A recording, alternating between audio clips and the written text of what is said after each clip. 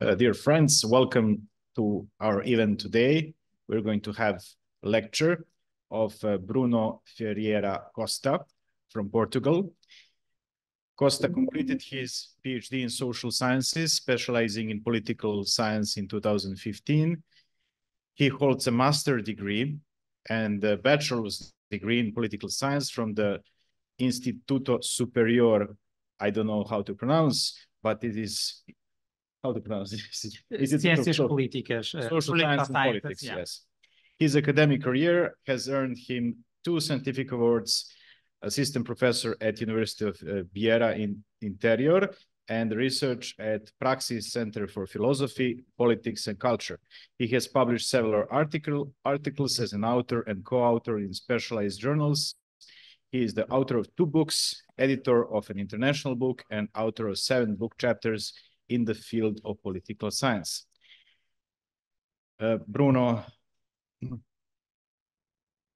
holds Jean Monnet Chair, Pol Media, EU, Political Systems, Political Participation, and the Media in the EU, and led the research project, The Composition and Impact of Liberal Governments in the Context of the European Union. Professor Costa works in the areas of social sciences, with an emphasis on political science. In his CV, the most frequent terms used to describe his scientific research is science, technology, and artistic cultural production, such as abstention, first and second order elections, electoral participation, political system, democracy, activism, representation, political parties, and political communication. Well, it is interesting to have this mix between philosophy, art, and democracy. I see it that way, and excited to hear you, to have you in Belgrade today. I'm going to just stop and give you the podium. So please, Bruno, after this, we're preparing lots of exciting questions. Given this mix of your lecture is on social media and Donald Trump effect, elections and democracy. So here you Thank go. you very much. Hvala na pozivu. Dobar dan. It's really a pleasure because I'm a frequent traveler to the Balkan region and to Belgrade, so I'm very happy to be here again. In fact, this is one of the, at this moment, key research that I'm doing, the connection between politics and media. And of course, in international terms, we can have here a specific date where these both topics are directly connected, 2016. The election of Donald Trump, but not only, also Brexit was in the same here. So from that moment, we always think about how media can influence in direct terms all the political outcomes. So nowadays, when we are talking about elections, when we're talking about civil society, when we're talking about how citizens deal with these topics, we need to analyze media, but not only media as a traditional channel of information, social networks, and mainly nowadays Facebook, Twitter, Instagram, TikTok are truly important realities to analyze this impact. So this presentation, I will try to mix here a theoretical but not so tired perspective of this issue and a more practical information. Normally, we always use this scheme of Harold Laswell in order to analyze any kind of message. So we try to understand how we can indeed identify the content of the message, identify the emitter of the message, and the means that are being used so we can analyze the really or the truly impact of the message. So it's very easy, but not so used. Normally, people do not do it. But when we have a political message, if we try to answer these questions, we have already all the description about the political message. And I'm also using what we call in political science election campaign myths. And it's very interesting because when we talk about election campaign myths, we are talking about common sense. What we think we know, but in reality is not proved by scientific research. And the first one, it's easy. Vote is rational. Vote is, of course, not rational. It's emotional. We create the link, the connection with the candidates or specific values or a specific image or a specific campaign motto. Here we have this important myth to destroy in order to analyze why people vote for example, populist ideas. The other myth is the decision is conscience. Sometimes, and we have that information, that data, the decision is made some minutes before people voting. So we have a lot of people completely undecided, and in the moment they enter the place to vote, they decide the party or the candidate. For example, we had elections in Portugal 2 weeks ago, and 20% of the decision was made in the last 24 hours of the election. So we can have the most clear campaign, the most clear political programs, but that last day is truly important to decide if they vote, for example, for their traditional political party, or if they do a more emotional decision considering the candidates, or considering also this rational perspective.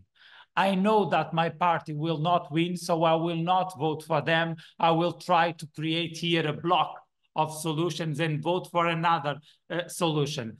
And this is more clear in bipartisan political systems. In the United States, in the United Kingdom, in the presidential French elections, because we have two main candidates. So even if I'm from a small party, I know that the only solutions are those two.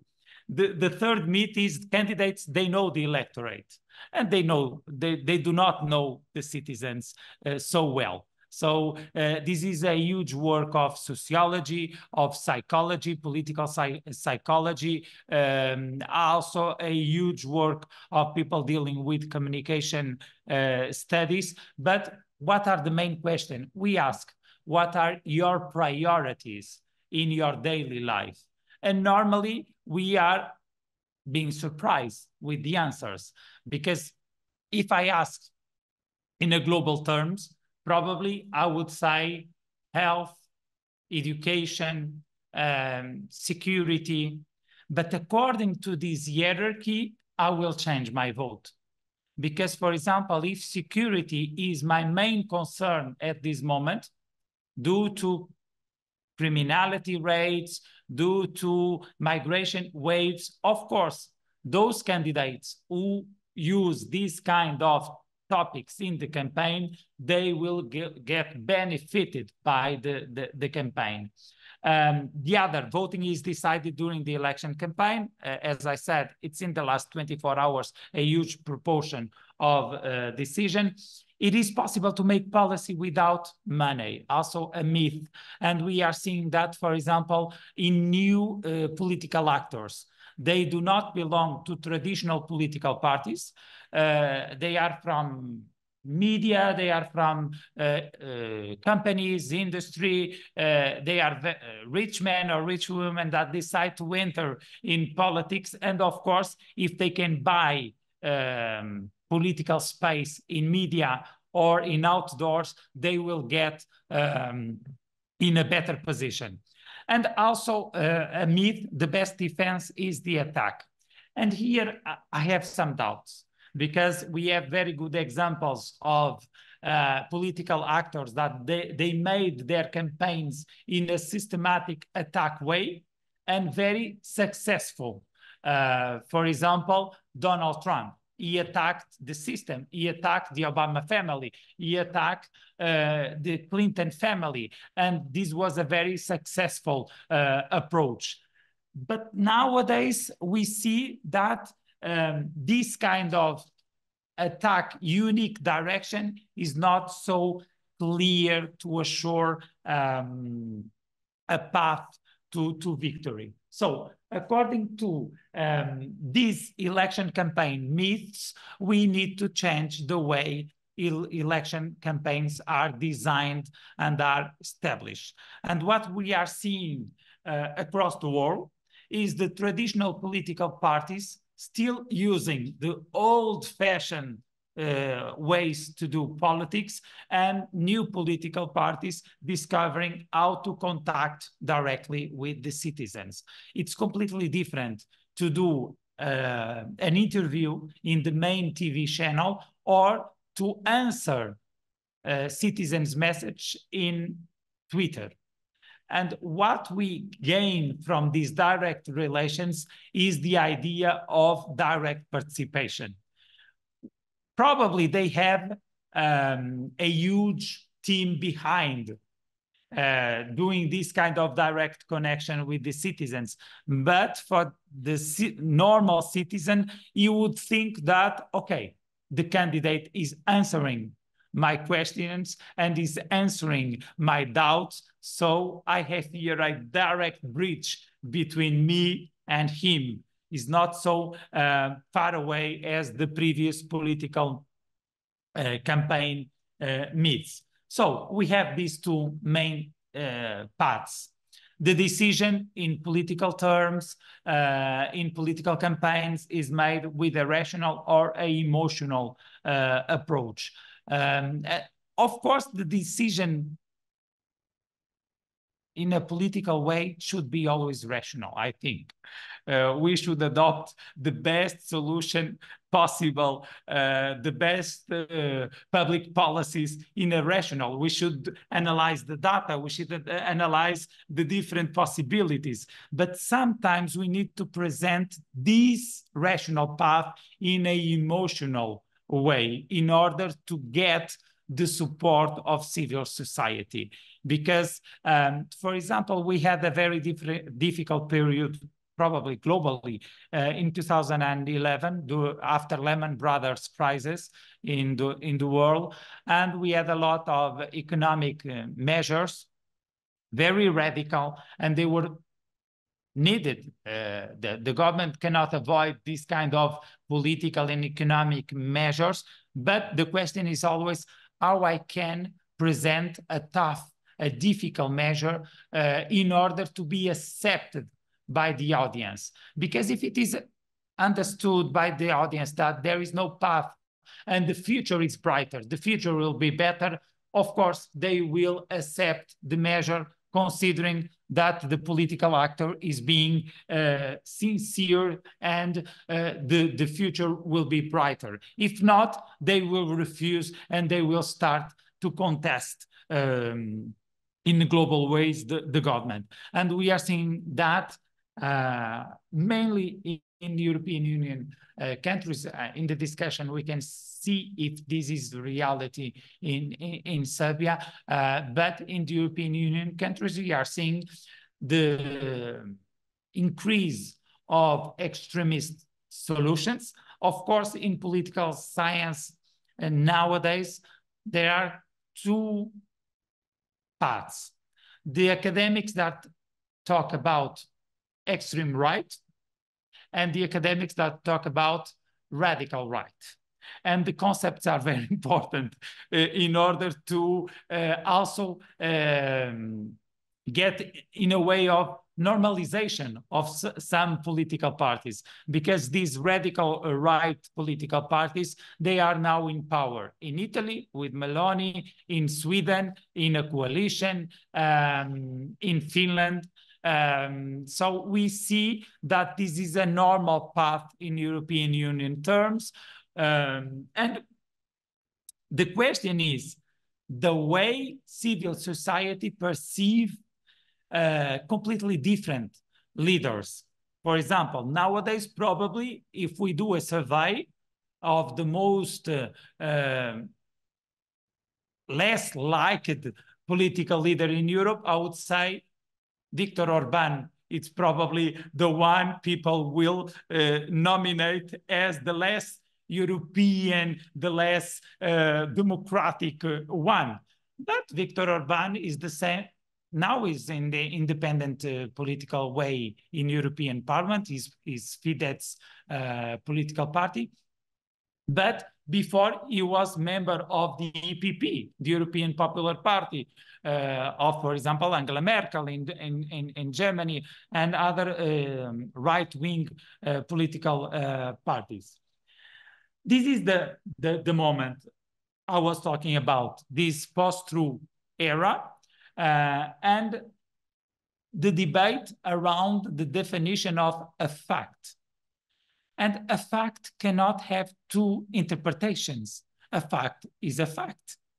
A reality, we are creating, and that is the other path, we are creating different realities, but we cannot change the fact. We cannot change the data. We cannot change the numbers.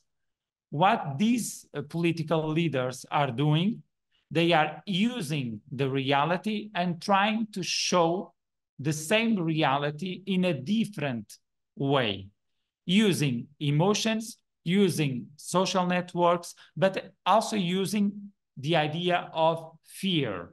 You should fear the change. You should fear the migration waves. You should fear the different religions. You should fear the probability of a terrorist attack.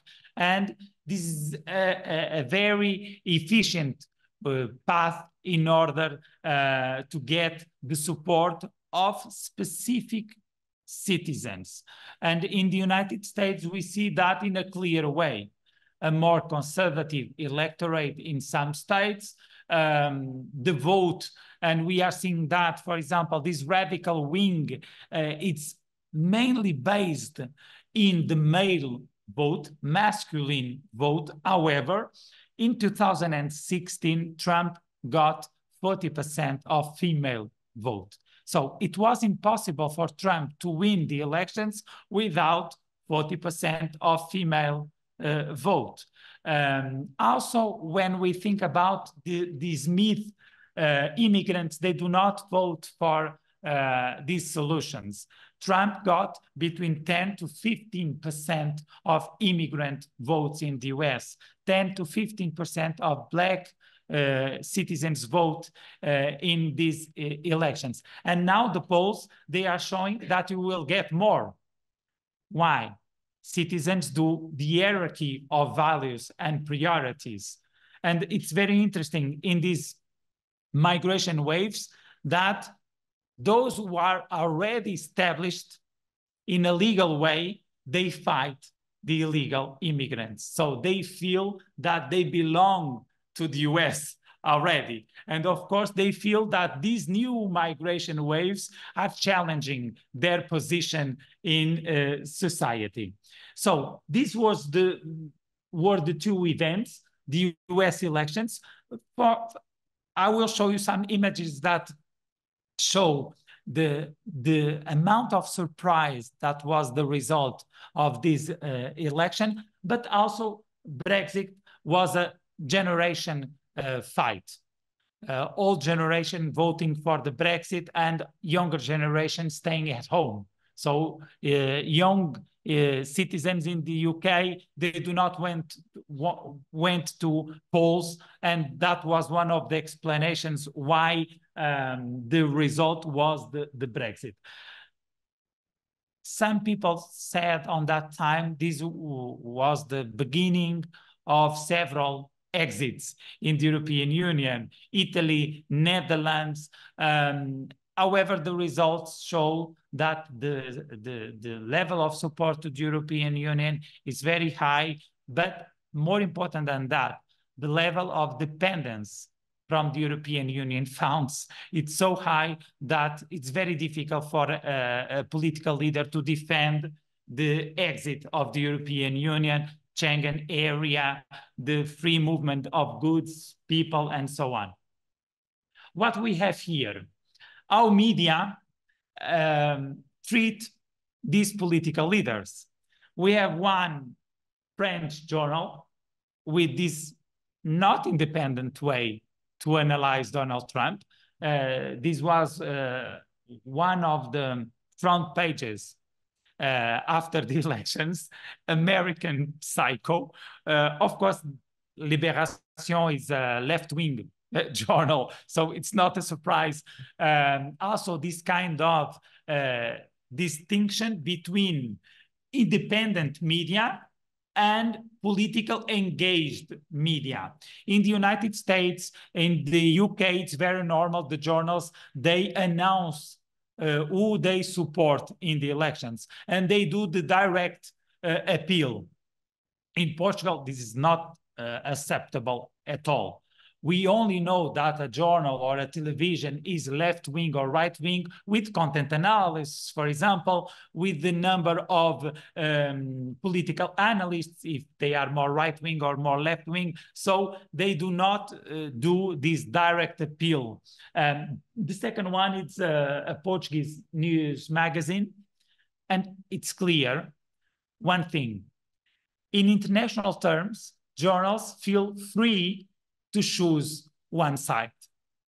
This journal, this news magazine, they would never do this in national political elections, saying, oh no, the right-wing or the left-wing candidate won the elections. But we are talking about a distant elections with, of course, probably the election with most impact in the world. And they said, oh no, and now.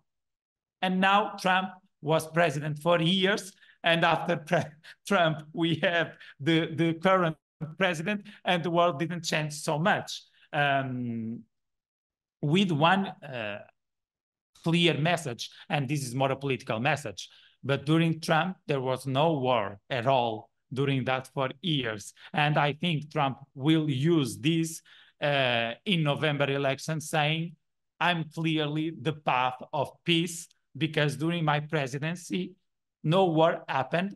And during your presidency, the Democratic Party, you are dealing and facing a war in Ukraine, and now a war with Israel against Hamas. And Le Courrier International, apocalypse now. And that didn't happen also. Let me show you one thing that I think it was the most funny issue. This really existed. This Newsweek, they print the results because they were so sure that Hillary Clinton would win the elections. They start printing the Newsweek magazine saying, Madame Président. After 2 or 3 o'clock in the morning, they call every spot in the US saying, stop selling the magazine because Trump will win the elections. And we will produce in the last minute a new front page saying Trump is the new president. You can find in eBay, for example, selling this Newsweek front page, because now it's a history artifact. They are very expensive, hundreds and hundreds of dollars, but this is the way they face the media. And for example, this is a very famous journal in France, Charlie Hebdo, and the image is very strong. Obama, de nouveau citoyen comme les autres, a citizen as a normal citizen as the others. And what they made as a characterization of a black citizen running from the police.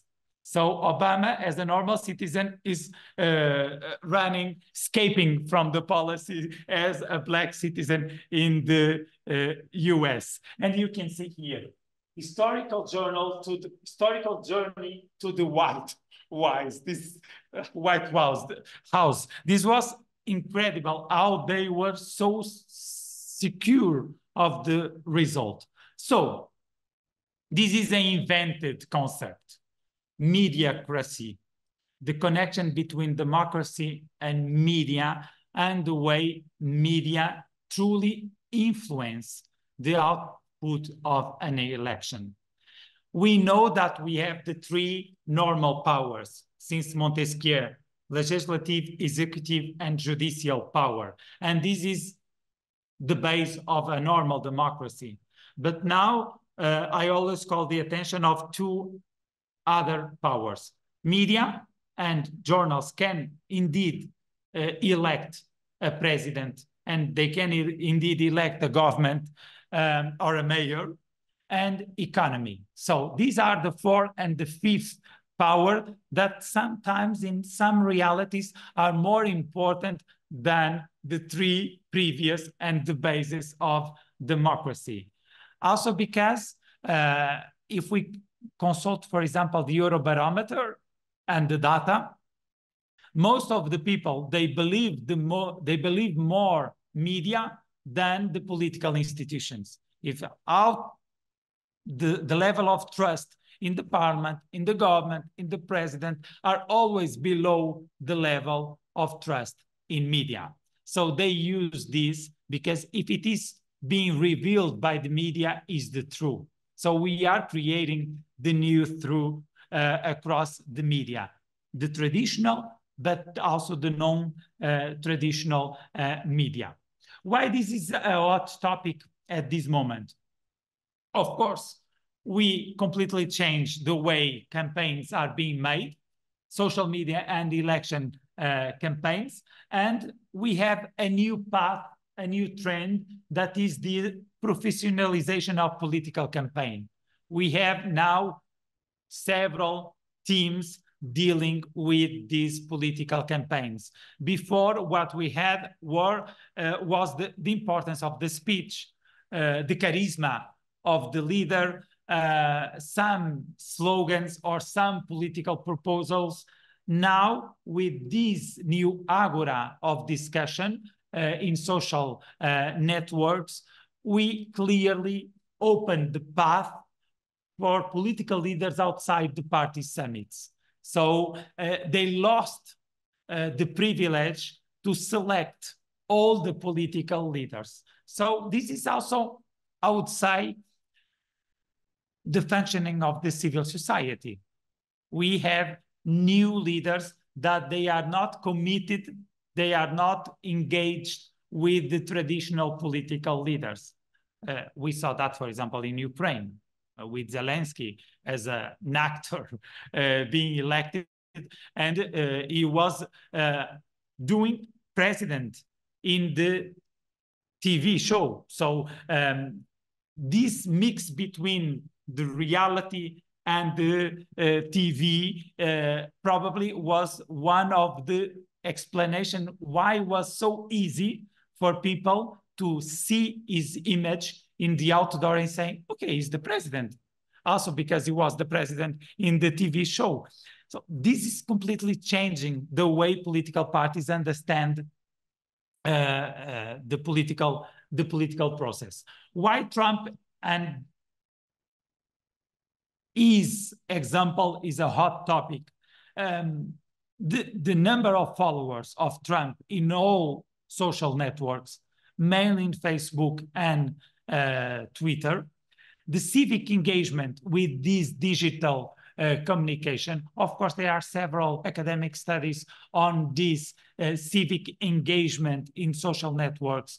If we ask young generation how many social networks you are enrolled, they will say not only 1, 2, they will say 3, 4, 5. So they live in a different reality and not the face-to-face reality.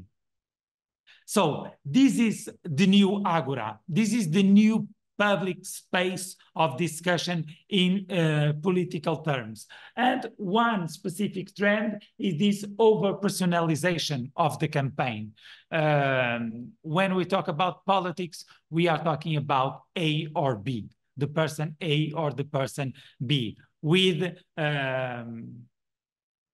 the good example or the bad example of each candidate, but this over-personalization of political competition make people decide in a more easy way. If they feel that they are more close to the candidate A or to the candidate B. The other explanation is how easy it is to be anti-systemic nowadays. If the situation is not so good, the wages are not so good, economic crisis, social instability, I'm anti-system. So any candidate adopting this kind of discourse, it will help to decide my vote. So I will pass this author. This is one of the most important authors in political communication, Brian McNair, and the three main elements of political communication: media, political organizations, and citizens. What we have here, the change between the absence of channels of communication. Now we are doing this communication in direct way without the third part, that is the interrelation element. So I can talk directly with the citizens, I can talk directly with the audience without any kind of element, without filter. So this direct communication changed completely also the way candidates act in political campaigns. So I will present now a small study about the second election of Donald Trump, the second campaign of Donald Trump, the 2020 elections. Also because Trump lost, but Trump got the highest percentage of votes of a defeated candidate in one election. So even being defeated, it was clearly a sign of success in the engagement of media. Why is important? First, understand the importance of the impact of digitalization of information in electoral campaigns. We are not doing traditional campaigns. We are not going to the streets. We are not going to show specific paper material. And second, analyze how Donald Trump used Facebook to convey his message. And this was the period. It was the official electoral campaign period between October and November 3rd, 2020, and why it was Facebook picked as the social network due to the number of followers of Donald Trump in this social network, and also because Donald Trump was having some problems dealing with Twitter. Now he is always, he got again his profile in Twitter and is very active again. But during this period, he was saying, okay, they are trying to block my message. I will use Facebook, or I will create my own social network with millions of followers. And I used one model to analyze the political discourse of William Benoit. Is also a traditional model to analyze political message in a very simplified way. William Benoit model is a more robust model, but I decided to analyze only these three dimensions: the message is an acclamation message, is an attack message, or is a defense message. And after we saw that during this period, this small period, we are talking about 2 weeks, he has 113 publications, an average of 7.5 publications per day. This is a massive, huge of social networks. And not only the impact of this message, but also the spread of the message with the level of reshares. For example, it's a very curious data. In 2016, Trump against Hillary, the number of comments in the Donald Trump publications were below the number of comments in Hillary Clinton publications. However, the number of likes and the number of shares of publications in Trump were clearly higher than Clinton. The explanation is very easy. Trump supporters, they were attacking Hillary Clinton publications and comment on that publications systematically, making negative comments on Hillary Clinton, answering to the positive comments, attacking that positive comments. And that's why we saw that the number of comments in Hillary Clinton's publications were higher. And they were mainly negative comments on Clinton. So we have in the United States a clear bipartisan perspective. So this bipartisan perspective allow us to have a more complete political campaign at this moment. So we have a high level of polarization of political debate, and this result on the defeat of Donald Trump to Joe Biden.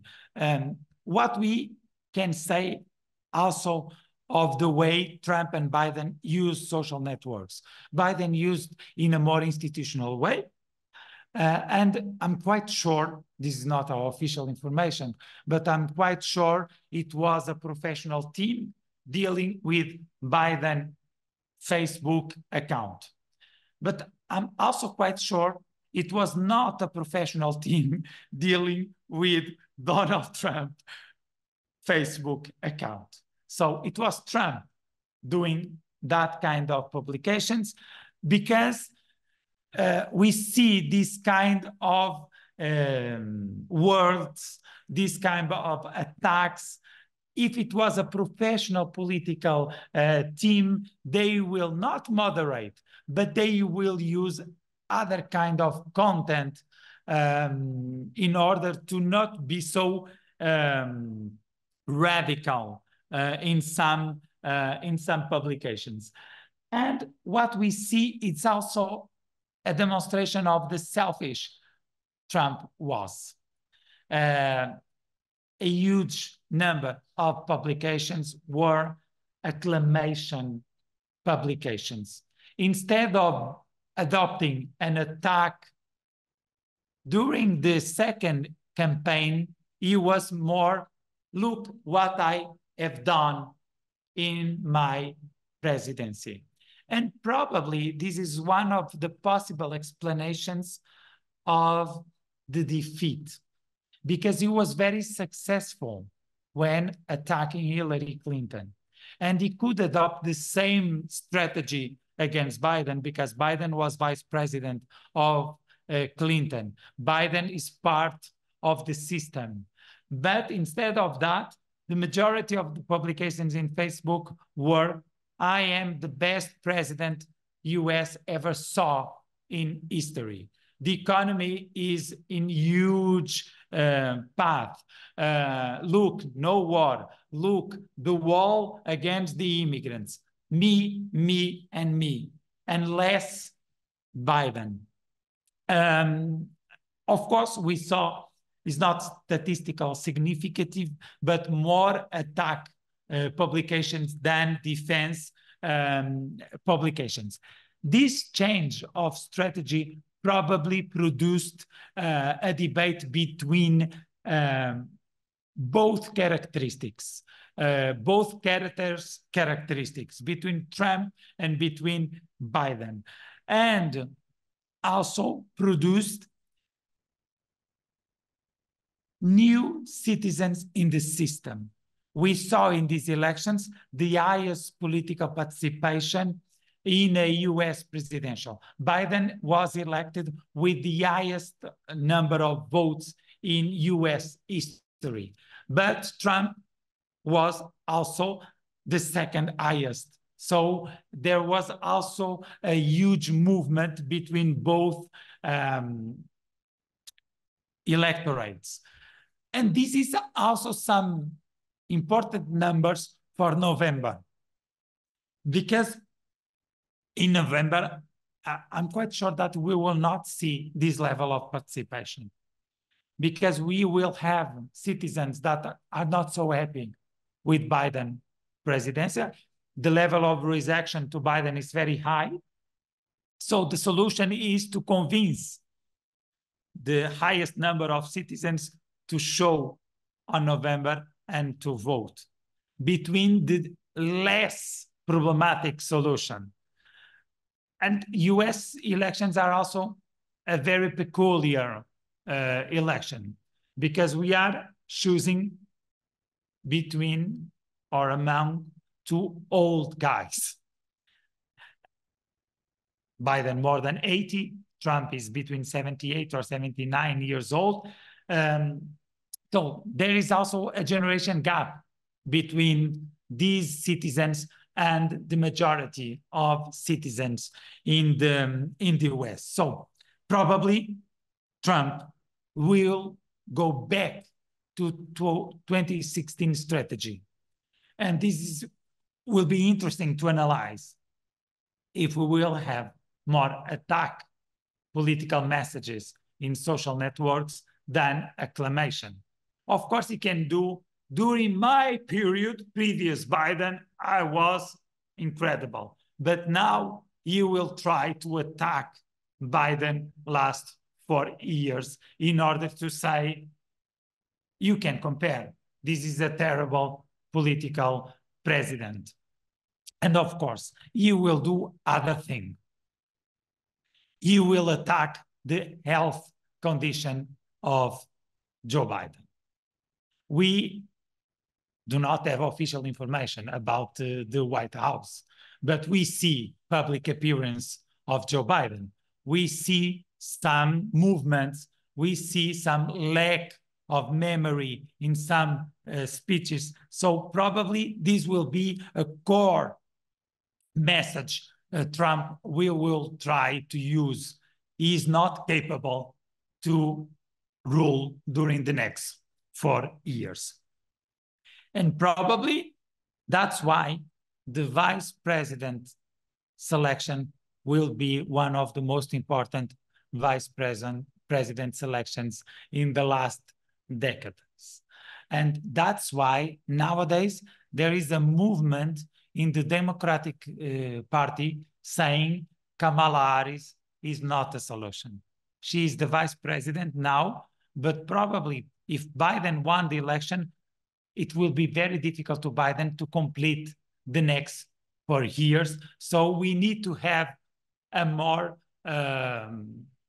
capable vice president to assume the position. The same situation as Trump. The VP pick will be very important also for some percentage of citizens. The messages, see, also a mistake for Trump in 2020.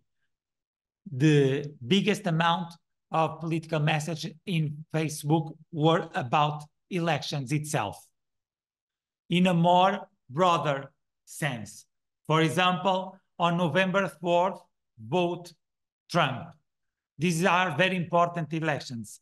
Instead of thematic messages about immigrants, about economy, about COVID, about traditional values, one of the key explanations of the victory of Donald Trump in 2016 was the fight against media. They are making your mind, all media. And he was very lucky because most of the media declare a public support to Clinton. So he got what he wants. See, I'm not making any mistake. I'm clearly showing you that they are with the system. They are with Clinton family. Nowadays, probably you will have the same argument. Media with Biden, traditional political system with Biden, even some traditional Republic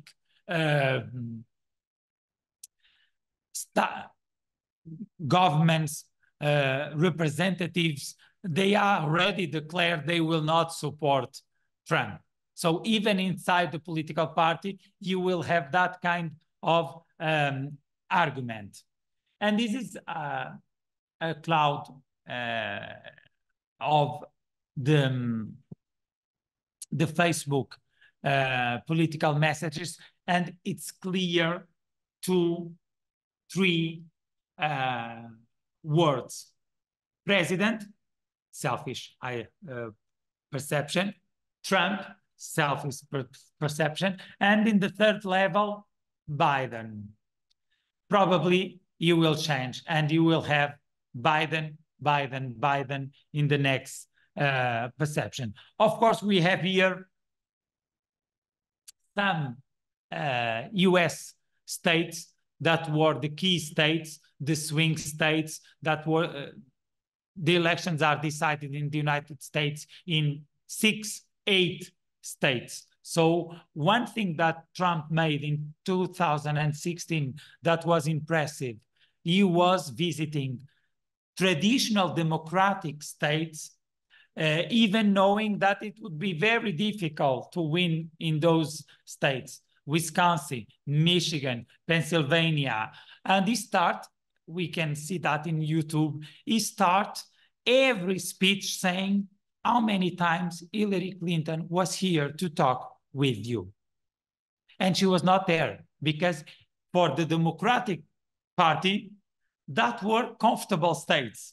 So she doesn't need to campaign in this stage. She was in Florida, she was in New Hampshire, she was in other states rather than Arizona, for example, Nevada. She was in states trying to split a Republican majority. And Trump was doing the road belt, saying how many times she's not listening to you. And she got the elections, we cannot forget that, with more or less 3 million votes less than Hillary Clinton in national terms. So due to the US political system. That's why in the messages, you will find always the name of the states trying to create this direct connection to the citizens.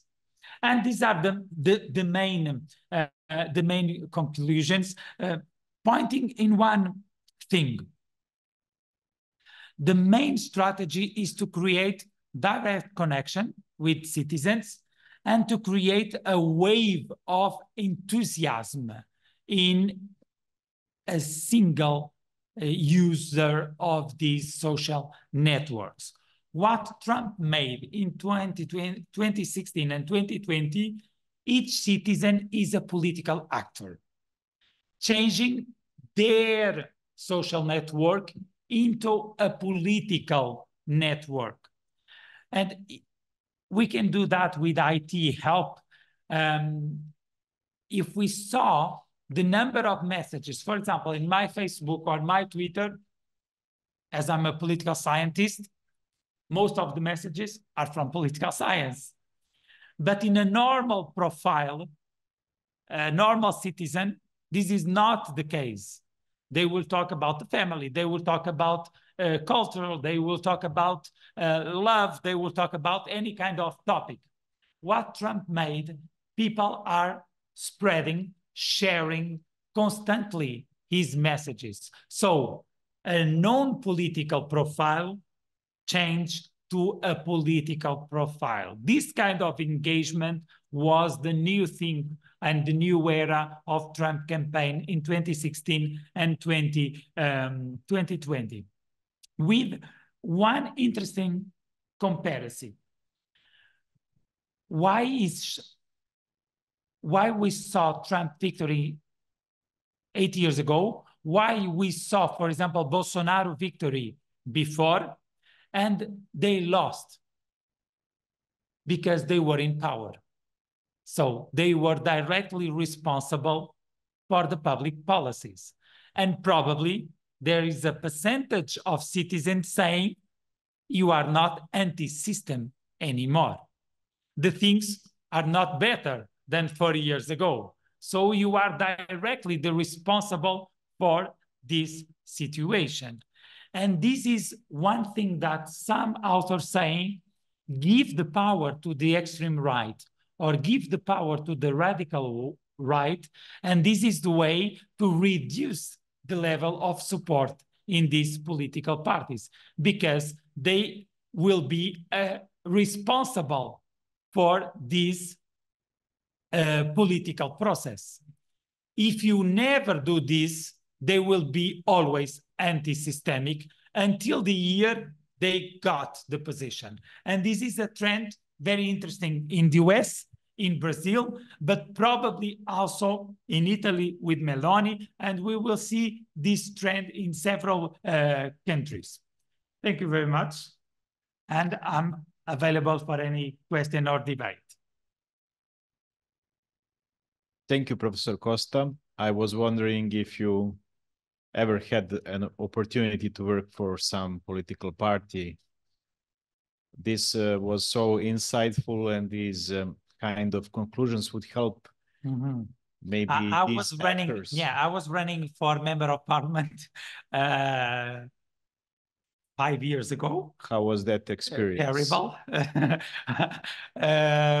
Terrible considering the results, but incredible considering the inside information that we get from, for example, this kind.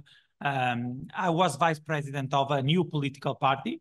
The president was a previous prime minister in Portugal. So we had the status, considering that he was prime minister in 2004.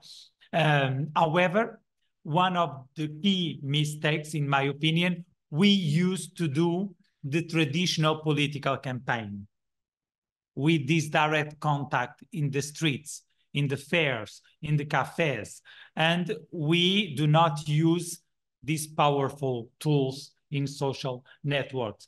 Also because as a new political party, we need money. And that was a key issue. If we do not have money to implode our social networks, we will not get. The second explanation, our president was a prime minister before. So we cannot adopt an anti-systemic message. He was part of the system. He was mayor of Lisbon. He was prime minister. He was member of parliament. So what we were trying to do was a chaotic strategy between we are a new, but with all the representation. What happened in that election? We were fighting against also a new political party that in Portugal is called Chega. The translation is very easy, enough. And our party was called Alliance. The name of the parties are key issues to create enthusiasm. And Alliance, it's a very emphatic name. It's not so strong. Enough is the message. And normally in the public speech, we use this word many times.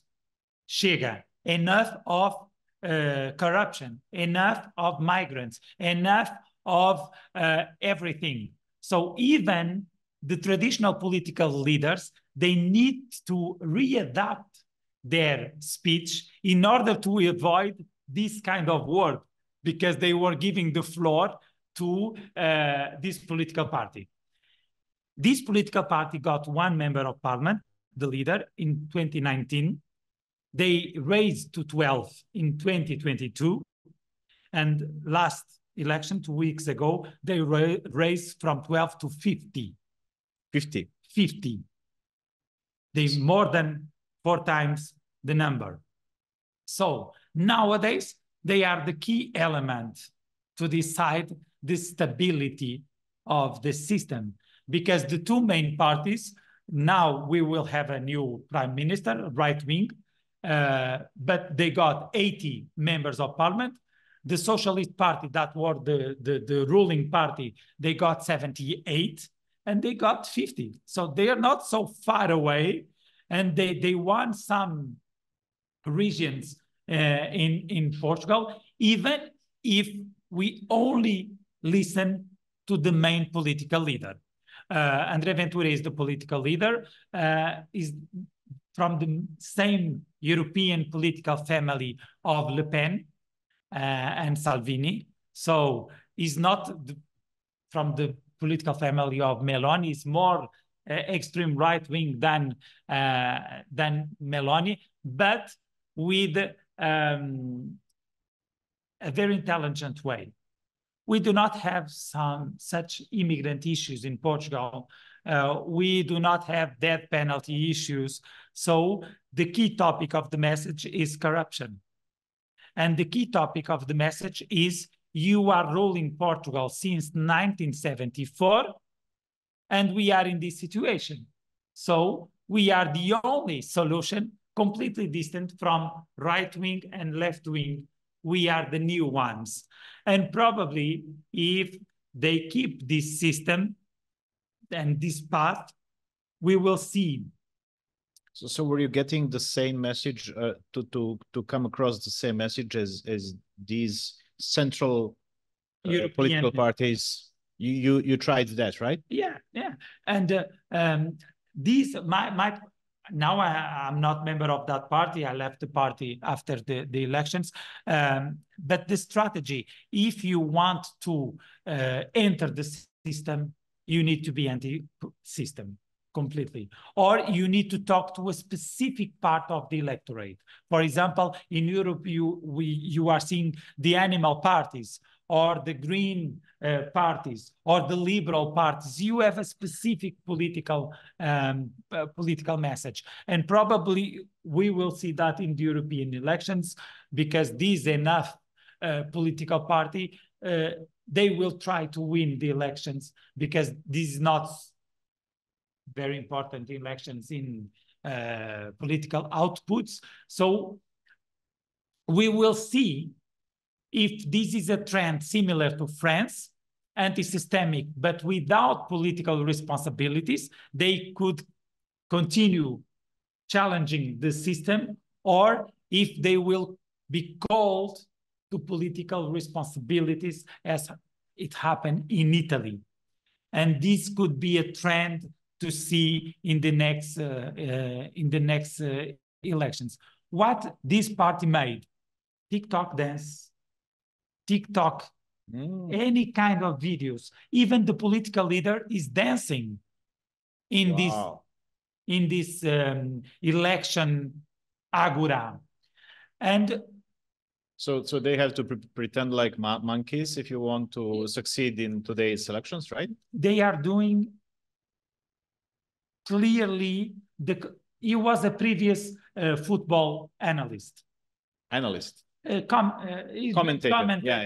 Yeah. So he was also a well-known person from the biggest football club in Portugal. So this helps during the campaign to get known across the country. But now they are using Twitter and TikTok, and we saw that in young generation, 16 to 24, 25, is the second biggest political party. So they are using this kind of message to also get the support of citizens. And if we compare, for example, old generation, the difference is between 25% of support to 5-10% of support. So also a generation gap between. Of course, as a scientist, you're making this analysis very rational, which is okay, but you should not undermine the personality and the charisma of politicians. Maybe their potential to be populist and their rhetoric that comes naturally from them, which is very important. You are 100% correct, because if we analyze the speech of this leader, I can say that is the most charismatic political leader at this moment in Portugal. The way he speak, the way he used the words, the way he used the cameras, it's completely efficient. So it's not only the message, it's the way and also the charisma of the leader. And this is very important. Yes. And his PhD in law with one of the highest grades in Portugal history, 19. His PhD in law. So he's not a populist that comes from no background considering knowledge or considering civil society. He was a university professor.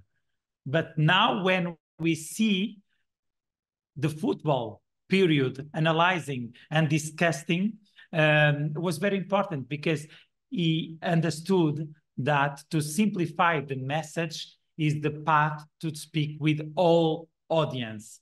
So the both sides are important, analytical side and that kind of irrational expressionist side that you really, for example, in Serbia, we have many politicians that try every election, they try and they get 1% or something like that. So they invest a lot of money and they do nothing because they're not appealing to the public.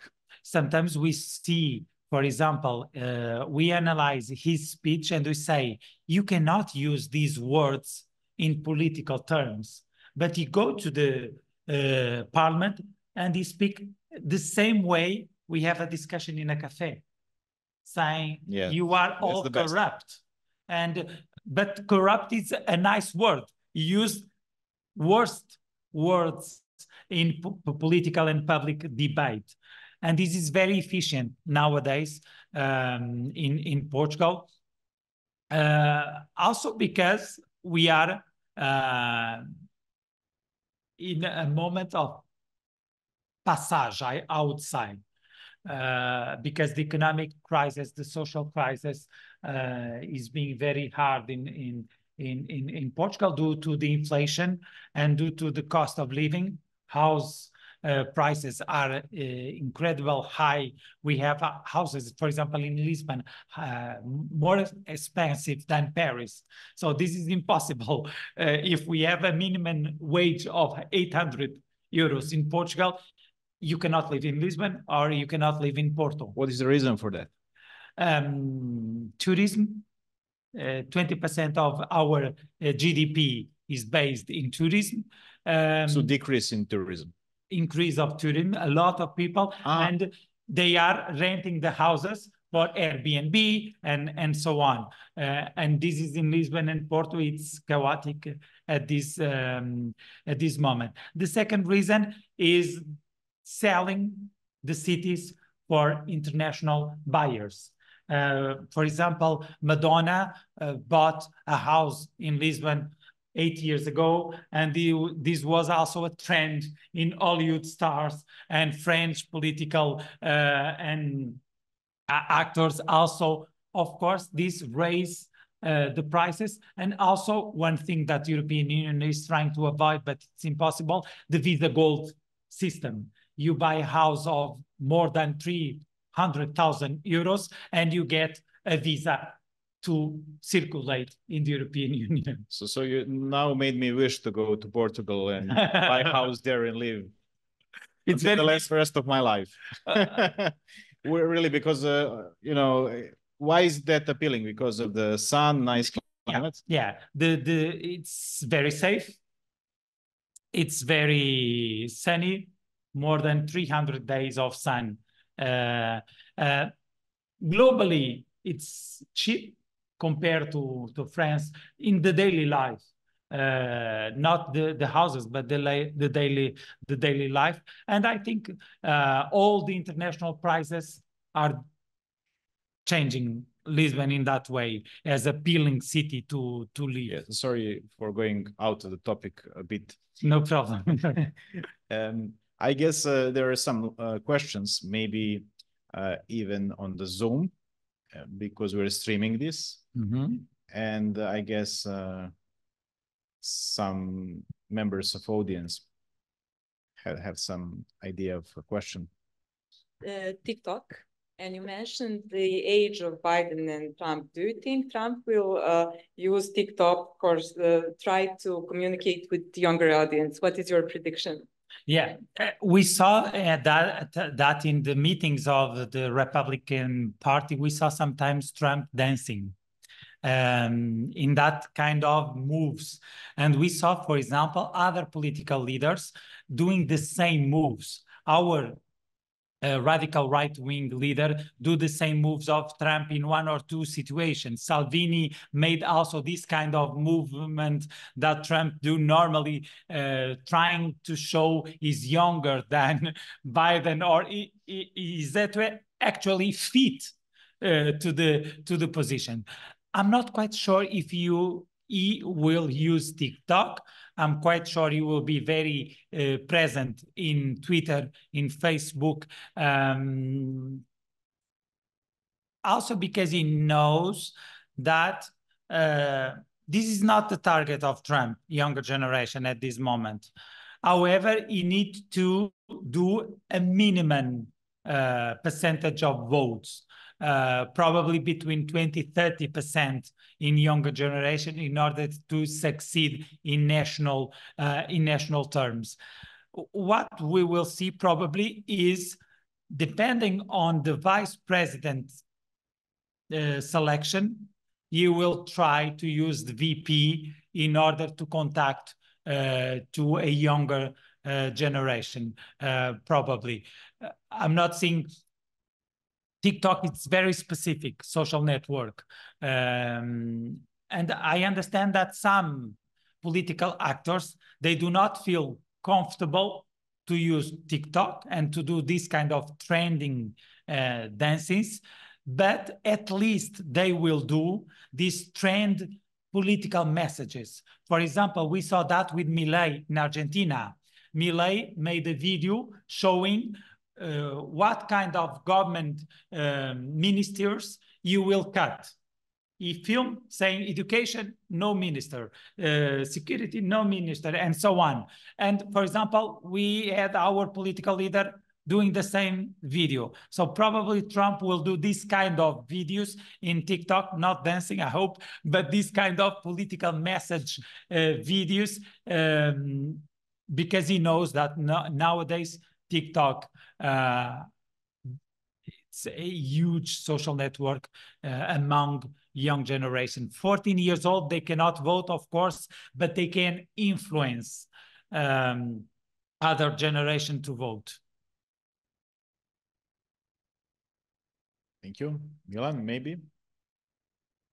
What are your thoughts?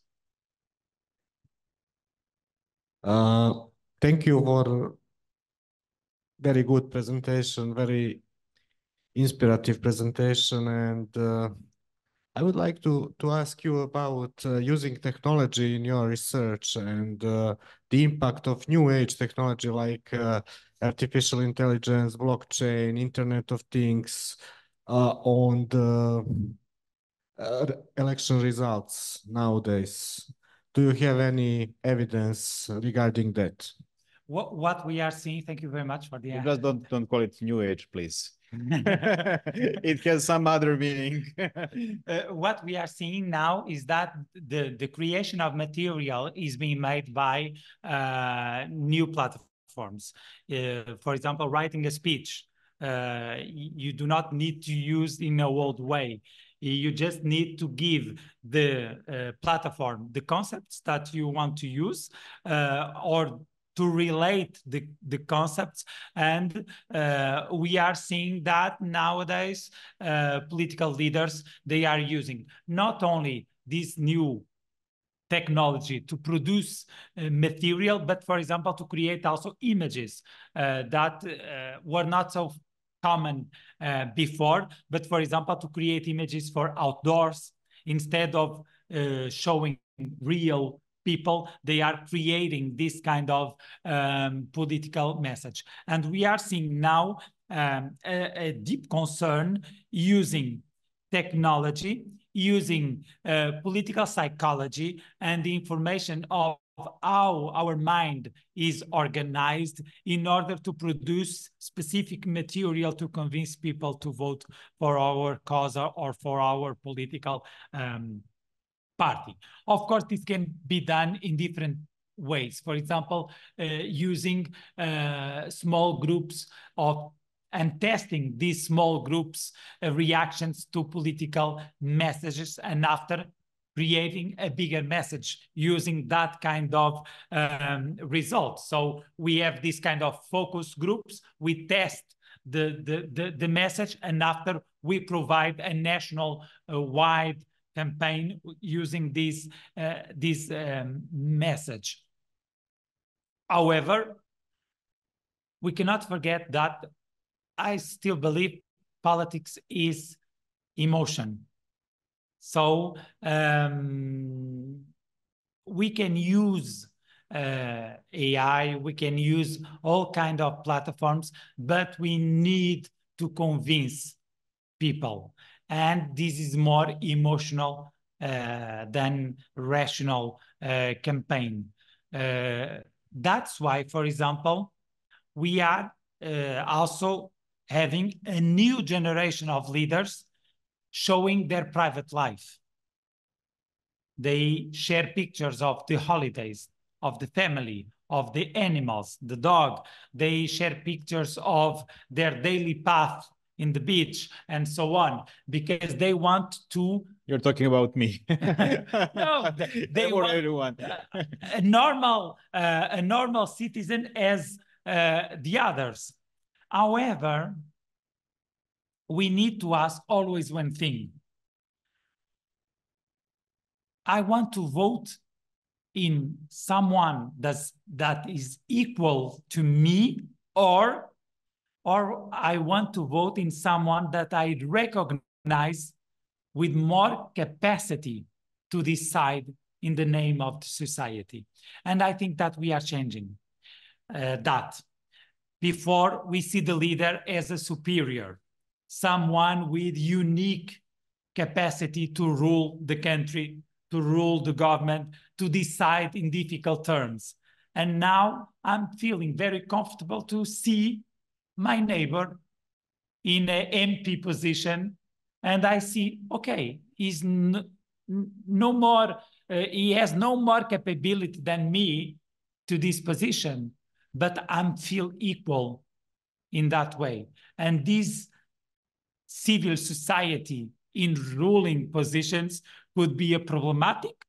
We are having that discussion, for example, in the universities. If the university is the place for everyone or the place for the elite, because we are forcing everyone to go to the university, and now we are full of young generations completely out of interest in learning.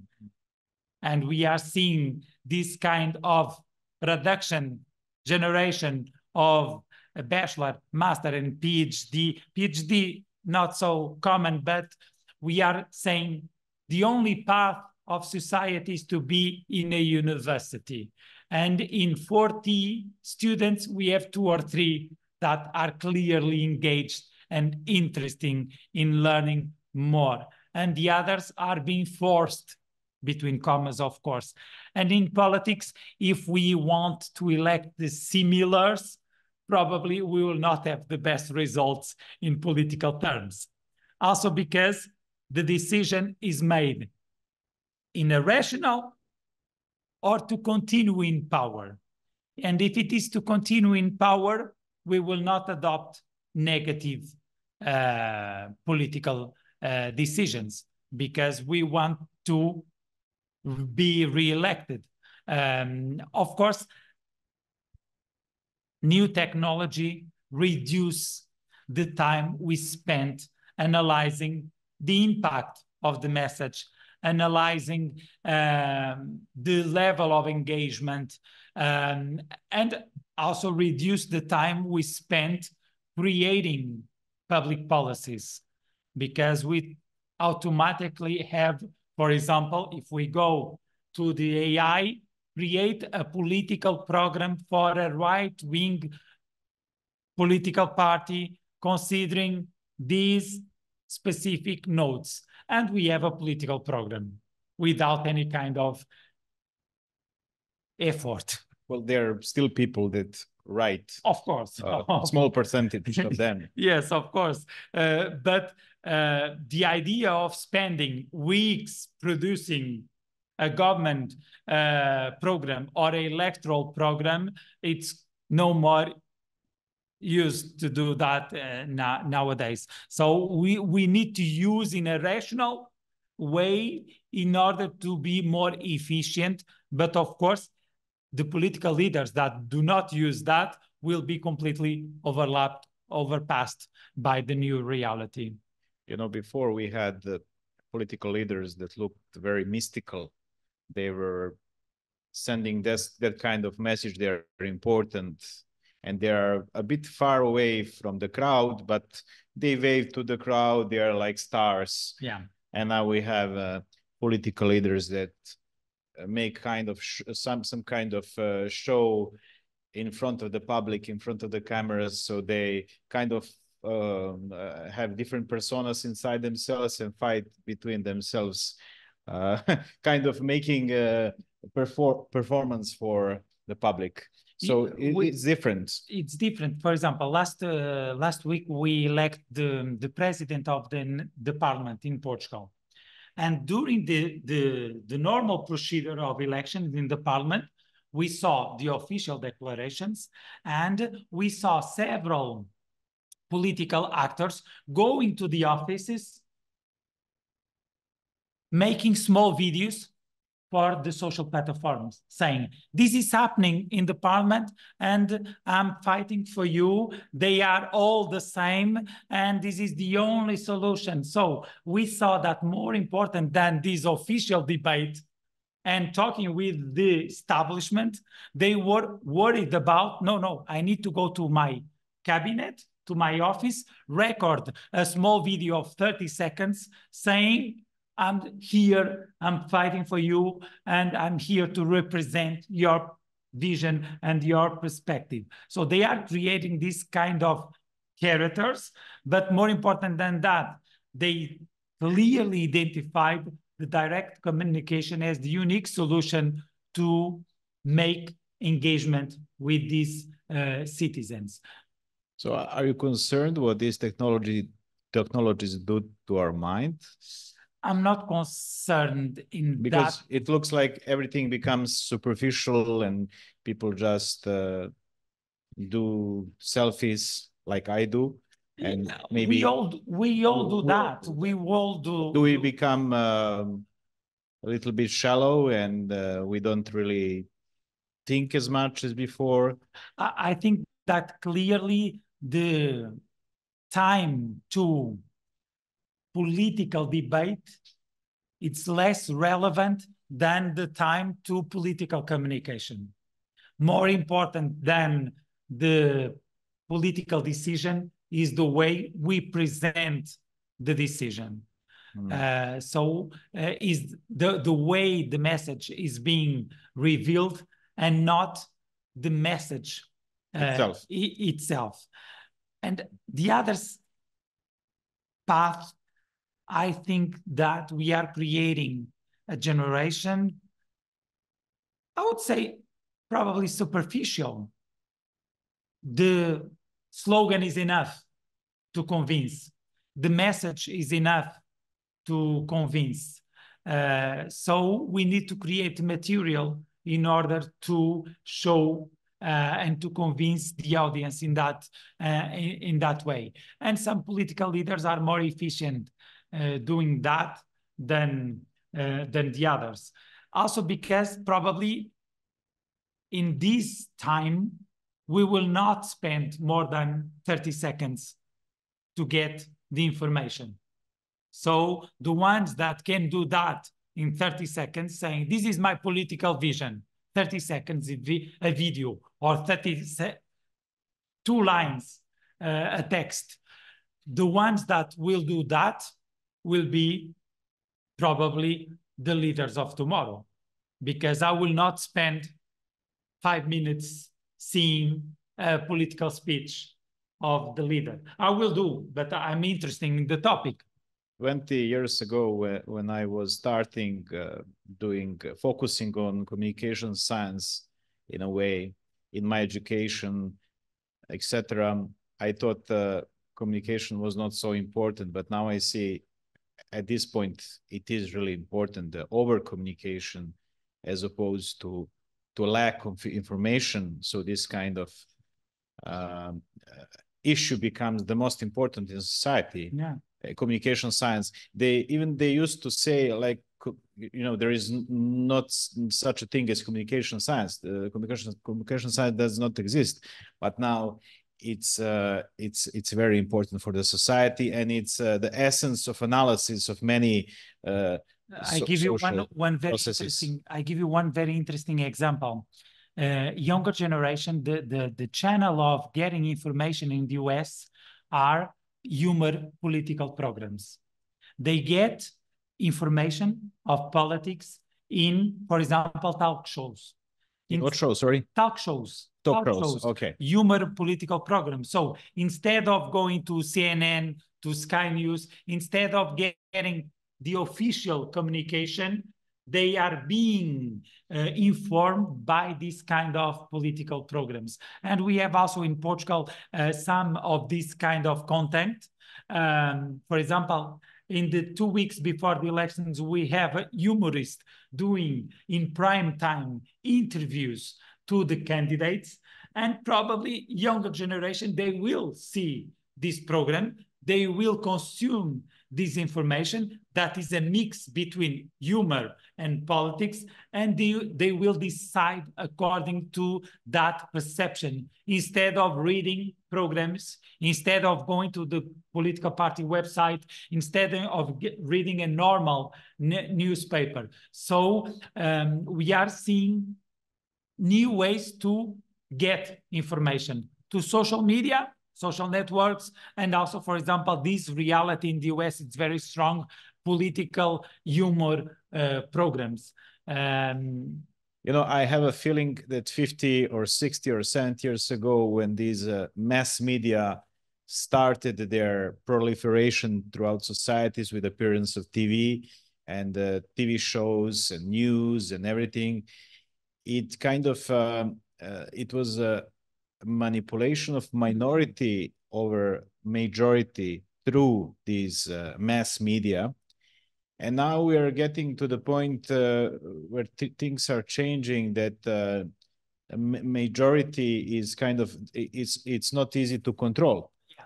And there is a boomerang effect. That's a very interesting view, because we have a small elite showing and revealing all the information and doing what we saw not only during all the 20th century, that kind of persuasion, manipulation, but now what we are probably seeing is the way the mass communicate in social networks are forcing the elites to readapt. So you have to be dancing monkey.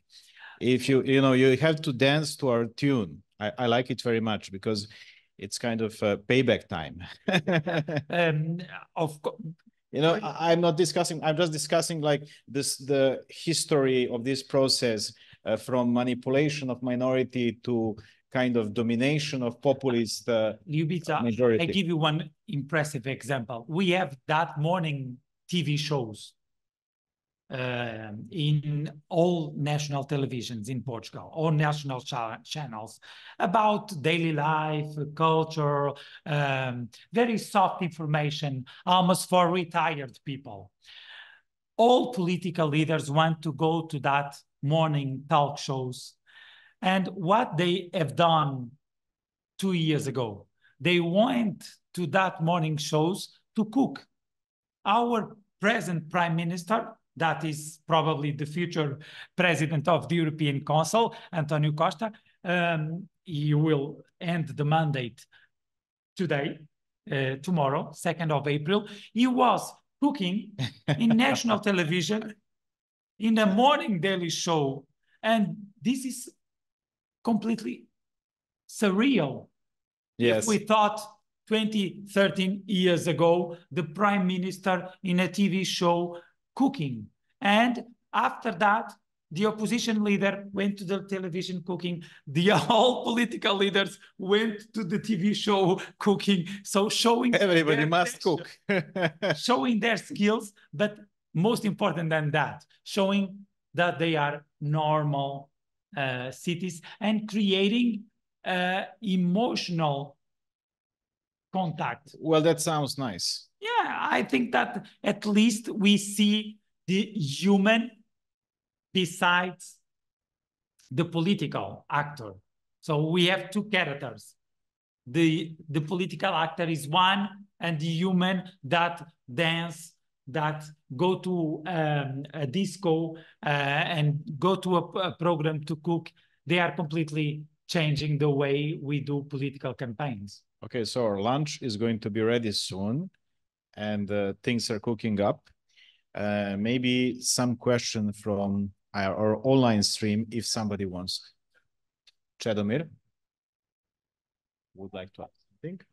Yeah, well, thank you so much, Bruno. This was a very interesting and a very relevant discussion that we had today. So especially given this year that is going to be a hugely important election year throughout the world. So we are facing European Parliament election, also elections in India. You mentioned that we had election in Portugal, and also Serbia will have another election cycle very soon.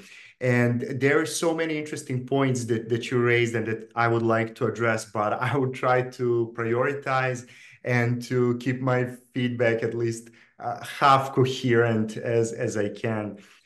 So the biggest takeaway for me was this balance that you pointed out between what our modern digital public sphere and the dynamics and structure of political communication look like, and on the other hand, the reality of political campaigns and numerous actors surrounding political campaigns that adapted to various degrees to this new reality. Or in other words, there are so many actors and institutions of election cycles that did not adapt to this reality. And I would like to mention one example that was not the focal point of your lecture, of course, but it's the election silence or pre-election silence that still exists in many parts of the world. So I know in Serbia it does, in many European countries. I'm not sure about about Portugal, but I think that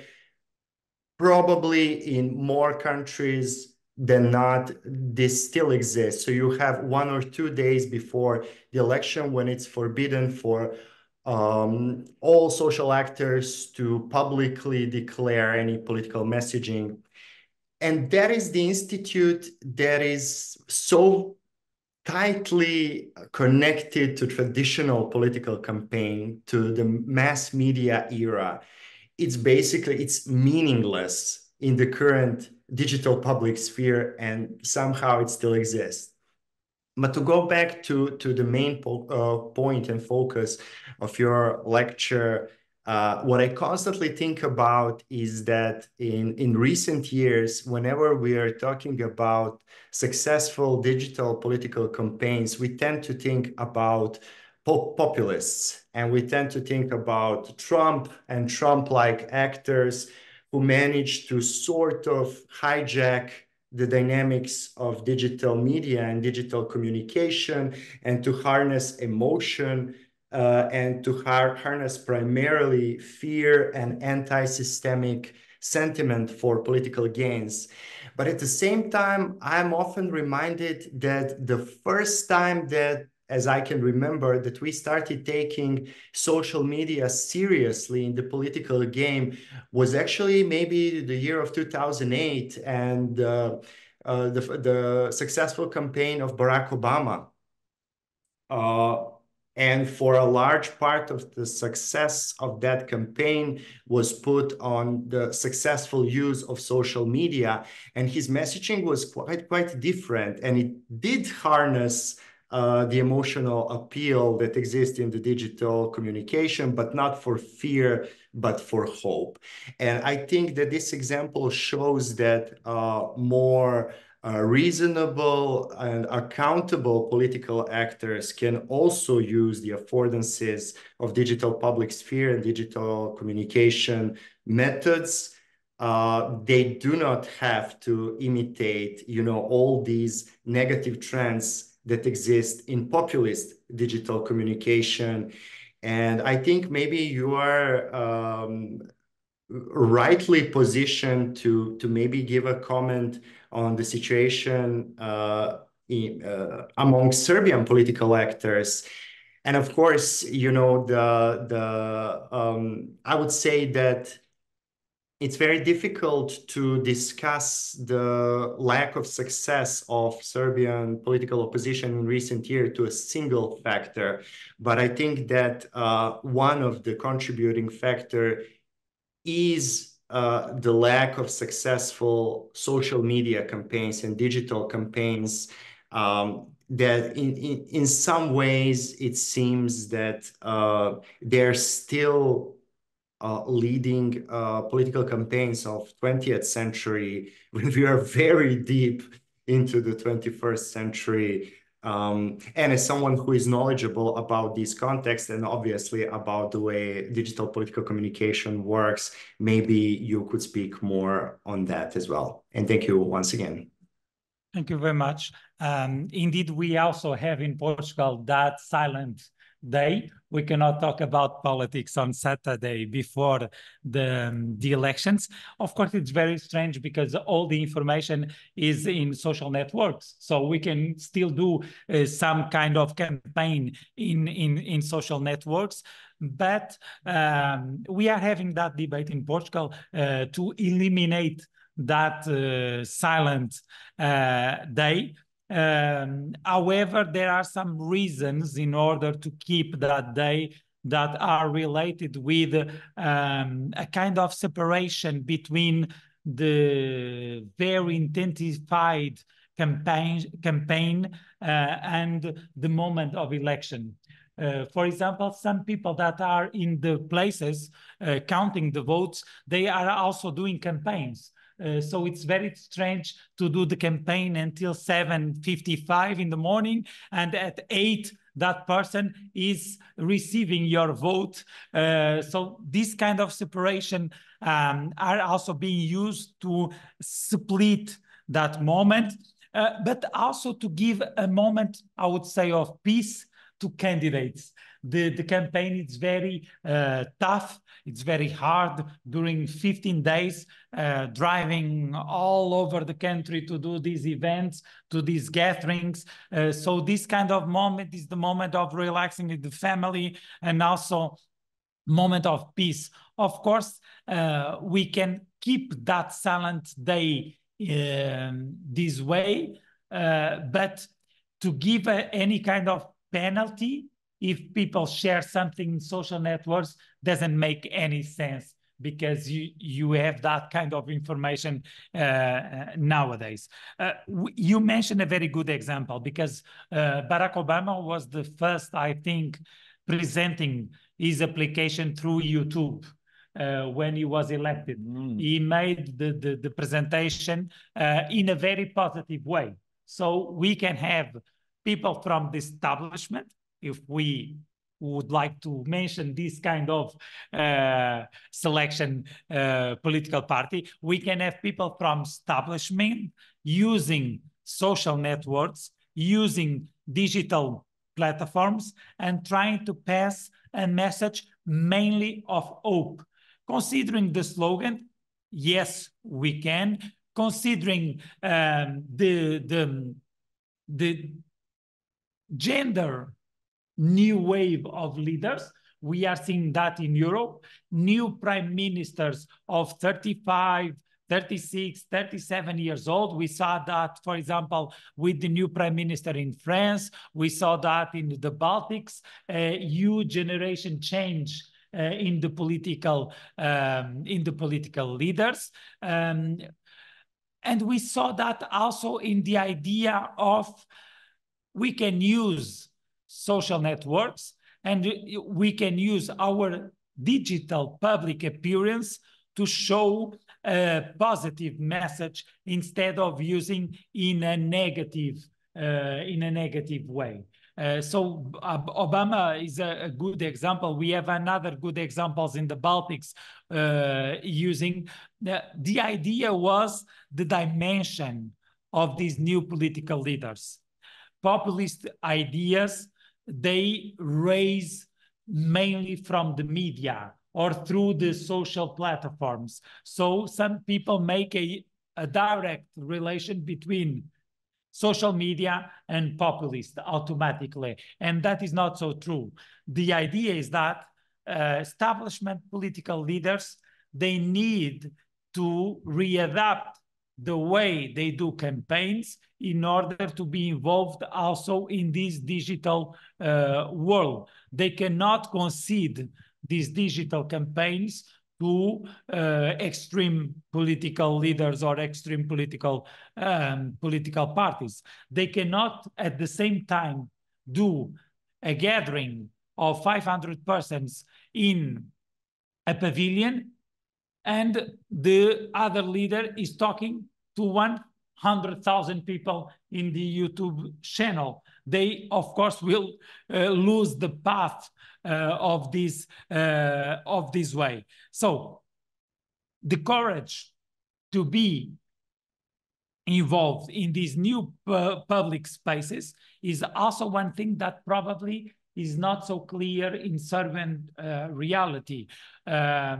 Traditional political leaders, they need to be brave in order to say, I will create this kind of materials of 30 seconds, of less than 1 minute, and I will, for example, to avoid the use of a tie. And we see the traditional political leaders all in a very traditional way, with the suit, with the tie, talking to a 18-year-old boy or girl, and this creates clearly a space of difference. No, they can use a polo, they can use a t-shirt, they can record the video in a garden and not all in the office with the national flag behind. So they need also to know the electorate. One of the myths, the leaders, they know the electorate. If they knew the electorate so well, they will change automatically the way they speak to this new audience. So this probably will be the path. Traditional leaders, they need to be reinvented in their way of communicate with citizens. Obama is a very good example, and this year probably will show not only in the European elections, but across all the world, the way. Also considering this impressive sentence of Pomerantsev, no one even tries proving the truth. You can just say anything, create realities. And if you are not fighting this new creation of realities, you will be completely defeated, because the way populist leaders, they create their own reality, it's so efficient that if you do not try to be involved in the discussion, of course, you will not be in the same level of competition. Thank you. Thank you very much. Any other question?